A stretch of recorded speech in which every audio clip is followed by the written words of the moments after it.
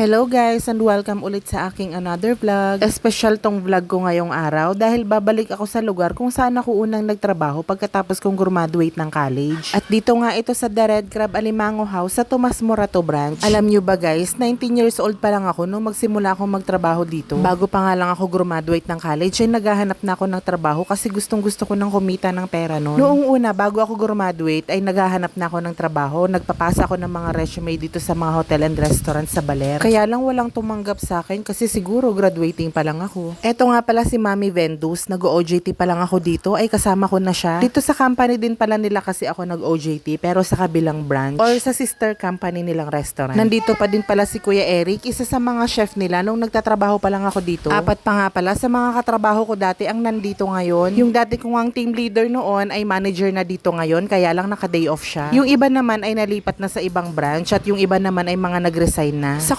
continuation nga pala ng kwento ko kanina, bali pagkatapos kong graduate ng college ay lumuwas ako agad dito sa Manila para maghanap ng trabaho. Kung saan-saan ako noon napapadpad para magpasa ng resume. Siguro mga 2 linggo din ako nag-a-apply ng trabaho. Hanggang sa naalala ko nga na mag-apply dito sa dati kong pinag-OJT-han. Tapos sakto, hiring sila noon ng cashier dito sa Red Crab, kaya naman agad akong natanggap. Ito nga pala yung menu nila at ipapakita ko sa inyo. Ang bestseller nga pala nila dito ay yung mga naglalakihang crabs, mga lapu-lapu, oyster, mixed seafood, at meron din mga meats. Alam nyo ba guys, dati hindi ko pa afford ang kumain dito kasi sobrang mahal. Pero ngayon, ganun pa rin, hindi ko pa rin afford.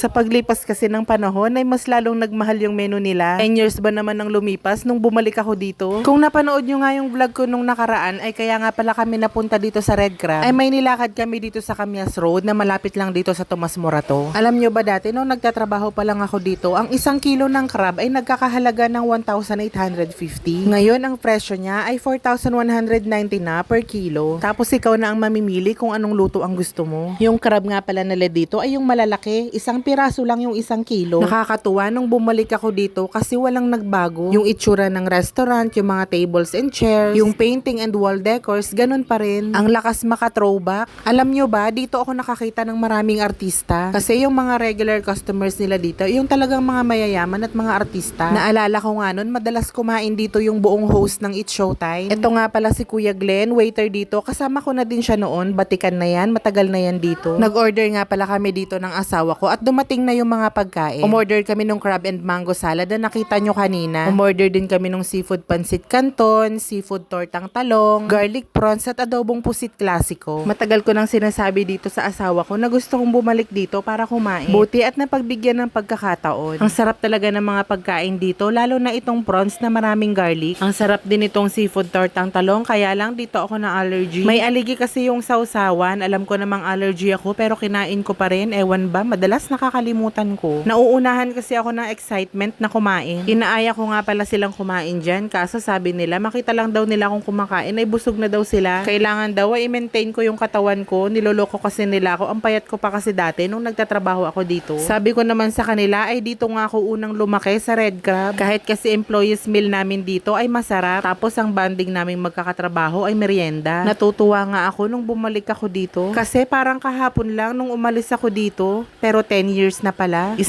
dekada na ang lumipas, ang dami nang nangyari pero hindi ko pa rin makakalimutan kung saan ako unang nagpursige at magtrabaho. Sana sa susunod ay makabalik ulit ako dito. So yun lang muna for today's video guys. Salamat sa inyong panonood. Bye!